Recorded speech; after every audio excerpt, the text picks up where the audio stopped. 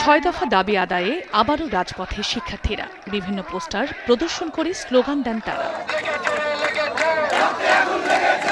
বুধবার সকাল 10টায় রাজধানীর তেজগাঁওয়ে সড়ক অবরোধ করেন কারিগরি শিক্ষার্থীরা। এতে যান চলাচল বন্ধ হয়ে যায়। দাবি আদায় না হওয়া পর্যন্ত আন্দোলন চালিয়ে যাওয়ার হুঁশিয়ারি দেন তারা।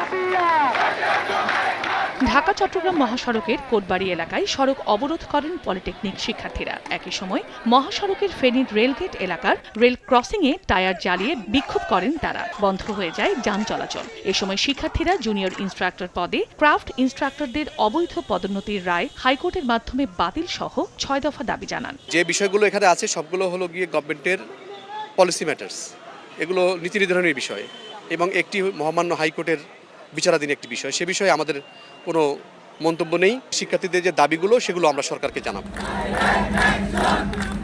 একই দাবিতে 3 ঘণ্টা রূপসা এক্সপ্রেস ট্রেন আটকে বিক্ষোভ করেন খুলনার 4টি পলিটেকনিক ইনস্টিটিউটের শিক্ষার্থীরা। 2021 সালে যে রায়ের মাধ্যমে তাদেরকে ক্রাফট থেকে 10ম গ্রেডের যে রায়টা তাদের দিছে সেটার প্রতিবাদে আমরা আজকে 6 দফা নিয়ে এখানে রেল অবরোধ করছি। তারা আমাদের ব্যাপারটা নিয়ে কখনোই দেখে নাই, যার কারণে এখন নতুন করে আমাদের আবার আন্দোলন করতে হচ্ছে। ডিসি মহোদয়, জেলা প্রশাসক মহোদয় আমাদের এখানে এসে আমাদের দাবি দাবা শুনবে এবং আমাদেরকে আশ্বস্ত করবে, ততক্ষণ আমরা এই রেল অবরোধ ছাড়বো না।